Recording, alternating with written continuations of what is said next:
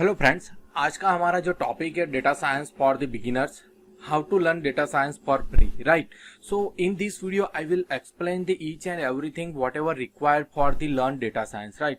जो बेसिक से आपको एडवांस तक कैसे आपको लर्न करना है, उसमें क्या क्या चीजें जरूर पड़ेगी, वो सारी जो आपकी during the data science journey में क्या क्या आपको जरूरत पड़ने वाली है, वो सारी चीज मैं यहाँ पे आपको बताने वाला हूँ। तो इस वीडियो को शुरू करने से पहले मैं आप सबको रिक्वेस्ट करता हूं कि अभी तक आपने मेरा चैनल सब्सक्राइब नहीं किया तो प्लीज सब्सक्राइब बटन पर क्लिक कर दीजिए और बेल आइकन पर क्लिक करना मत भूलिए, क्योंकि जैसा भी मैं कुछ नया वीडियो अपलोड करता हूं रिलेटेड टू डेटा साइंस, सो आप तक इजी से नोटिफाई हो जाए और आप उसमें से पढ़ सकते हो। तो पहले स्टार्ट करेंगे हम कि कौन डेटा साइंस को पढ़ सकता है, राइट? क्योंकि वो सारे बच्चे ऐसा सोच रहे हैं कि डेटा साइंस वही बच्चे पढ़ सकते हैं कि जिसको कंप्यूटर इंजीनियरिंग पढ़ा हो या कोई आईटी पढ़ा हो या इलेक्ट्रॉनिक्स पढ़ा हो। बट जो डेटा साइंस है, so any graduate can learn the data science from the beginning, right? उसमें कोई ऐसी जरूरी बात नहीं है कि कोई कॉमर्स से पास हुआ है या कोई बीसीए किया हुआ है, राइट? तो उससे कोई फर्क नहीं पड़ता कि अपना बैकग्राउंड क्या है, but at least graduation is required for the learning the data science, right? So जो डेटा साइंस है वो डील कैसे करता है, जैसे मैंने लास्ट वीडियो में आपको बताया था कि जो डेटा है वो एक्सेल में होता है तो बहुत कम होता है data, so we can easily manipulate that और we can easily generate the bar graph, pie chart और द सिमुलेट द डेटा और analyse the data very easily. But in data science there are the big data, right? You have to deal with the big data. There are the huge of data in single file, so how to deal with it? So वहां पे बहुत problem आती है कि जब भी आपके पास बहुत सारा 10 GB या 20 GB का डेटा है कोई सिंगल फाइल में, सो आप उसके साथ डील कैसे करोगे, right? So for that there are the two tools are most popular for the data science. First one is the Python and second is the R programming. ये जो दो टूल प्रोग्रामिंग लैंग्वेजेस है वो बहुत popular for the data science, but after the suggestion of the some data scientist, the Python is the good than the R, right? But sometimes it is possible to many data scientists are use the R programming, so it's depends on the companies what they are using. So both languages are most popular for the data science. So in this video I will explain the what you have to learn in Python for the data science, right? अगर आपको data science में आगे बढ़ना है तो आपको Python आना चाहिए, राइट? तो पाइथन में आपको क्या सीखना पड़ेगा फॉर द डेटा साइंस, तो उसका जो लिस्ट बनाया हुआ है उसमें आपको पता होना चाहिए कि वेरिएबल नंबर्स क्या है, string, list, dictionary, loop and condition, function, read and write file and some basic understanding of the modules, right?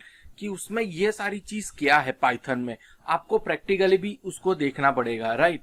कि कैसे हम करें कि सपोज हमें कोई स्ट्रिंग फंक्शन यूज करना है तो स्ट्रिंग कैसे यूज करें पाइथन में, लिस्ट का यूज कैसे करें, डिक्शनरी का यूज करें कैसे करें। अगर जो कंप्यूटर का बंदा है वो तो एक बार देखेगा तो उसको पता चल जाएगा, but there are the method is the different than other programming languages, right?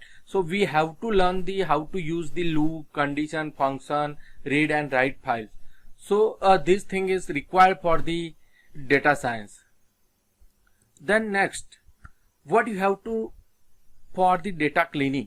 आपको डेटा क्लीनिंग के लिए आप क्या करोगे, क्योंकि हमारे पास तो बहुत ह्यूज डेटा है तो उसमें से हमें अननेसेसरी डेटा निकालना है और यूजफुल डेटा एक्सट्रैक्ट करना है, right? So we have to clean the data. So in this regard we will use the numpy and pandas, right? जो for the data cleaning purpose, जब भी हमें एलिमिनेट करना है अनयूजुअल डेटा को और हमें यूजफुल डेटा को एक्सट्रैक्ट करना है, तब हम यूज करेंगे दो फ्रेमवर्क का, वो है numpy and pandas, right? Then ID is required for the data science. तो ID कौन से चाहिए आपको, कौन से यूज करेंगे?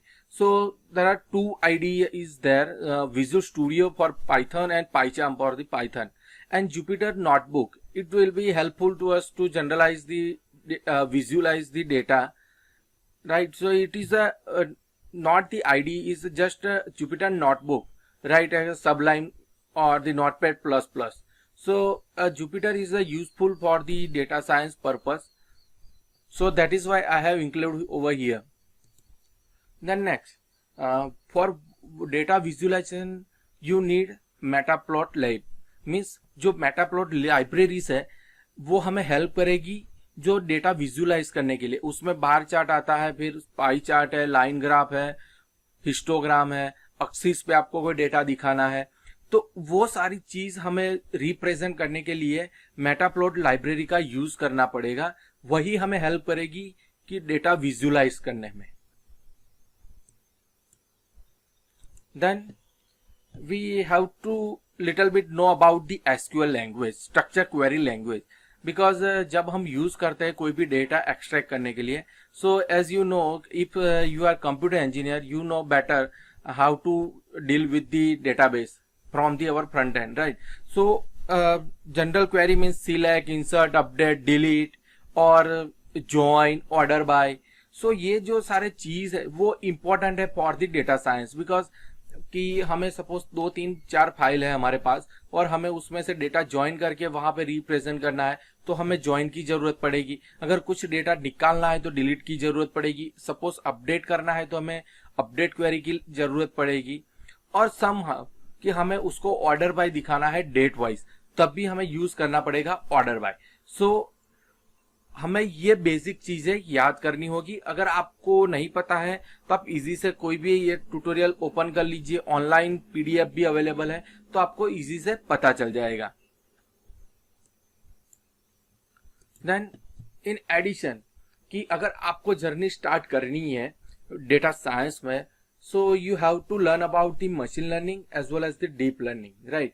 मशीन लर्निंग क्या है मैं थोड़ा आपको बता देता हूं। Machine learning means whatever data you are insert, machine automatically learn the data. For example मैंने लास्ट लेक्चर में भी मैंने बताया था आपको कि सपोज आप ऑनलाइन व्हाट्सएप कॉल करते हो या वीडियो कॉल करते हो, the end of the call आपको वहां पे रेटिंग पूछी जाती है, राइट। You are just select the star, तो आप इनपुट दे रहे हो, लेकिन मशीन ऑटोमेटिकली लर्न करेगी कि किसने इसको इतना अच्छा लगा, इसको इतना अच्छा लगा, तो वो स्टार में वो रेटिंग करके वो जो भी कंपनी है उसको शो करेगी। तो वो कंपनी क्या करेगी, बेस्ड ऑन दैट वो इंप्रूव करेगी अपना जो भी पर्टिकुलर एप्लीकेशन है या प्रोडक्ट है, उस पर वो इंप्रूव करता जाएगा। तो ऐसा ही मशीन लर्निंग काम करता है कि जो यूजर इनपुट करता है तो मशीन ऑटोमेटिकली लर्न करना शुरू कर देता है। Then deep learning also important part in the data science. We have to learn the some data in the very depth, right? So we have to learn about the little bit deep learning.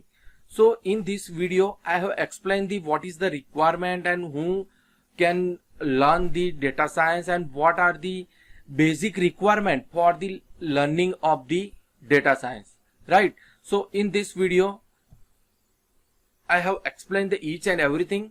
So thank you so much for watching my YouTube channel. अगर आपको मेरा ये video पसंद आया हो तो please video को like कर देना और सब्सक्राइब बटन पे क्लिक कर देना। Thank you.